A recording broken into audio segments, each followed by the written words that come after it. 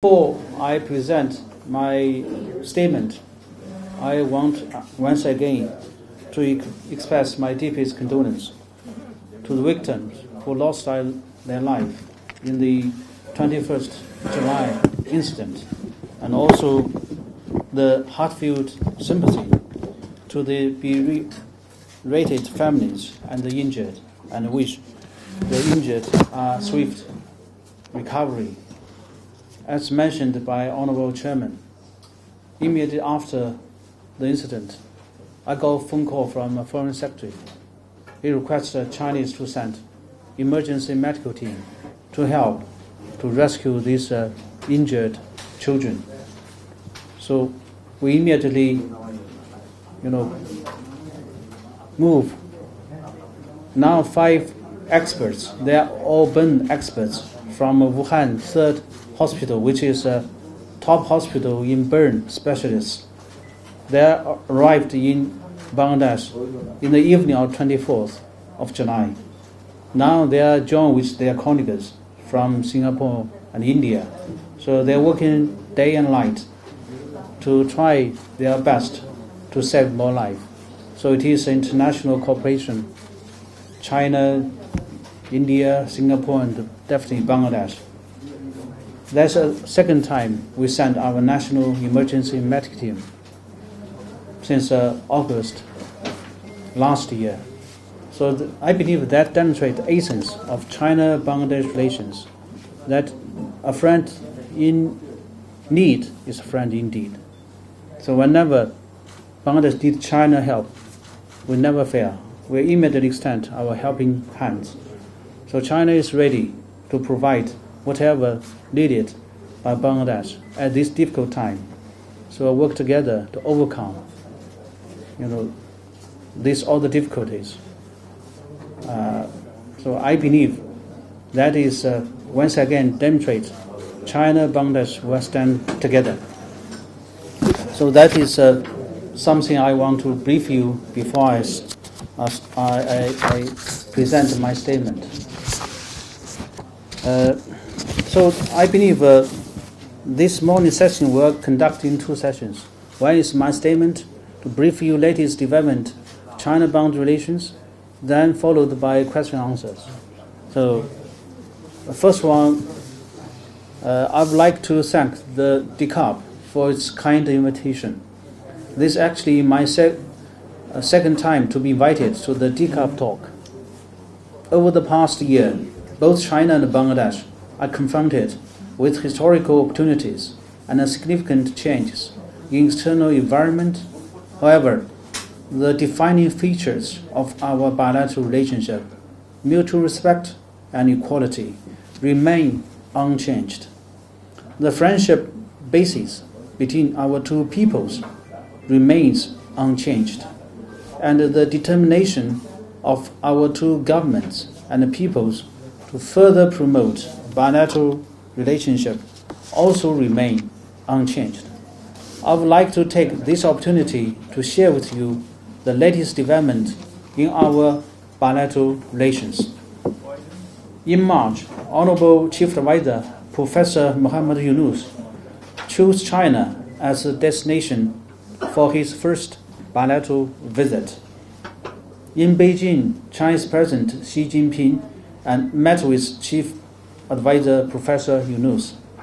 The two leaders reached a number of important understandings and consensus, providing strategic guidance for the long-term development of bilateral relations.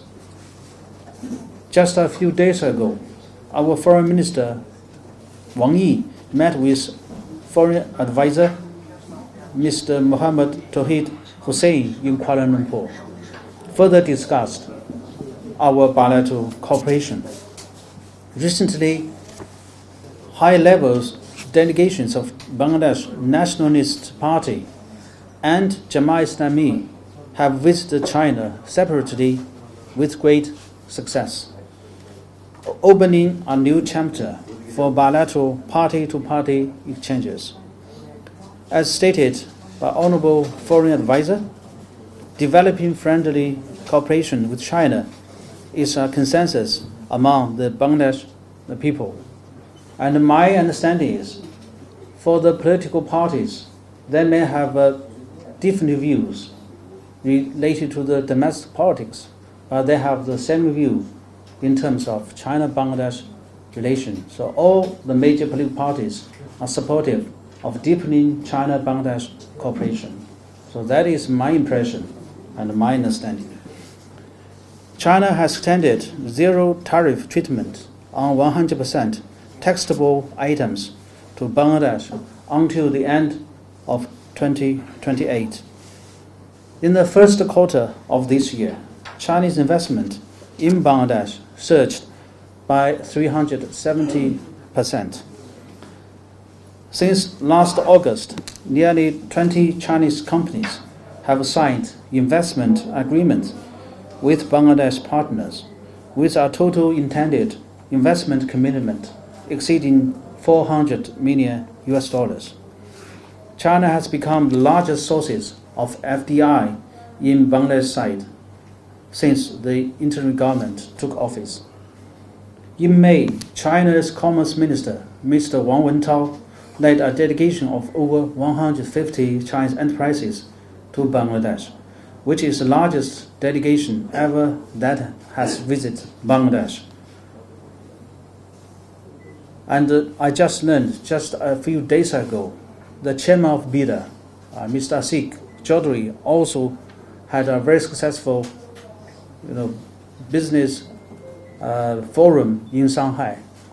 More than 130 plus 20 Bangladesh companies attended, and you maybe read reports that got renewed commitment from Chinese enterprises and companies to invest in Bangladesh. So that is the confidence Chinese companies have in Bangladesh and in Bangladesh people. Also in May, fresh mangoes from Bangladesh entered the Chinese market. No matter what domestic changes taking place in Bangladesh, China will remain committed to strengthening bilateral trade and investment cooperation with Bangladesh, and we will continue to support Bangladesh in its efforts towards sustainable development and improving people's livelihood. In March, the first group of Bangladesh patients, doctors, and travel agencies successfully visited China. The Chinese embassies in Dhaka organized a Bangladesh media delegation to Yunnan province of China for interview and coverage. The Chinese embassy has introduced special facilitation measures for medical treatment with visas to China in May with green channel services and a streamlined process. In April, the first ever large-scale drone performance in Bangladesh history was held. 2,500 Chinese drones lit up the night over Dhaka, creating a breathtaking spectacle and leaving the audience in excitement. Recently, a set of robotic rehabilitation equipment worth $1.5 million was officially put into operation under the facilitation of Chinese experts. Last week, at the request of the interim government of Bangladesh, the Chinese government dispatched an emergency medical team of 5 burn specialist doctors and nurses to Dhaka to provide medical treatment to the injured in the heartbreaking aircraft crash.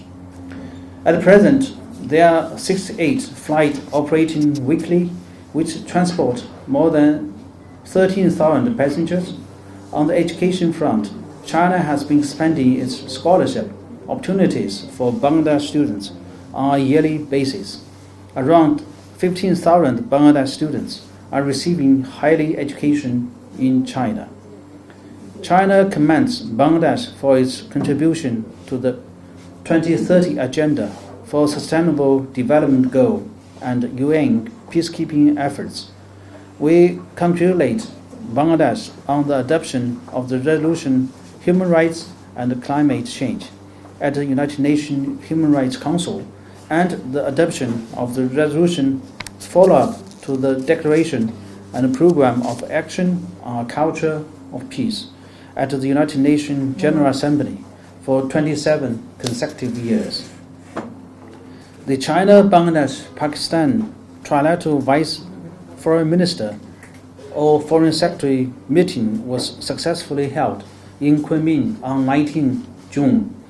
China looked forward to make joint efforts with Bangladesh and Pakistan to solidly advance the trilateral cooperation and achieve tangible results. The Central Conference on Work related to neighboring countries was held in Beijing this April. President Xi Jinping stressed that China's diplomacy will focus on building a community with a shared future with neighboring countries, fostering an amicable, secure, and prosperous neighborhood. China has always placed Bangladesh in a leading position in its neighborhood diplomacy, supported Bangladesh in safeguarding its national sovereignty, independence, and territorial integrity and opposing external interference, while exploring a development path suited to its national conditions. China appreciates Bangladesh's commitment to the One China principle and its continued firm support on issues concerning China's core interests and major concerns. Bangladesh now is undergoing a pivotal phase of reform and development. China supports the interim government of Bangladesh in its governance and back the efforts of Bangladesh to hold the general election smoothly and successfully and to pursue a development path that suits its national conditions. China is willing to always be a trustworthy good friend, good neighbor, and a good partner of Bangladesh. Since the Trump administration took office in the U.S., the U.S. has rolled out a series of unilateral tariffs, including so-called reciprocal tariffs, a textbook case of trade bullying. These measures blatantly violate WTO rules, disrupt global industrial and supply chains, and hinder world economic recovery. They are irresponsible, unpopular, and unsustainable. Worst still, the U.S. is now weaponizing tariff to strong-arm others into so-called reciprocal tariff negotiations. This is nothing but hegemonical politics and unilateral bullying disguised as reciprocity. We note that Bangladesh and the U.S. are intensifying tariff talks, those talks which have drawn widespread attention, concern Bangladesh's sovereignty and economic future. The U.S. imposed a 35% tariff on Bangladesh, one of the least developing countries, which is neither reasonable nor ethical. We respect Bangladesh's right to resolve trade disputes with the U.S. through equal dialogue and support it in defending its legitimate interest. We support Bangladesh in upholding WTO rules and the multilateral trading system and in maintaining normal trade and exchanges with China. China stands ready to strengthen solidarity and coordination with Bangladesh to jointly resist unilateral bullying and defend global fairness and justice. In recent years, the Chinese embassy has organized multiple visits to China for Bangladesh journalists. Many of the participants are members of the DCUP. Over the past 2 years, the Chinese embassy has organized 6 media delegations with 94 journalists to visit China. These visits are warmly welcomed by our journalist friends. To help friends from the media better understand China, we will continue these efforts in building more bridges and connections. So once again, I'd like to express my gratitude to all the journalist friends for your care and support for China-Bangladesh relations, as well as your understanding and cooperation with Chinese Embassy.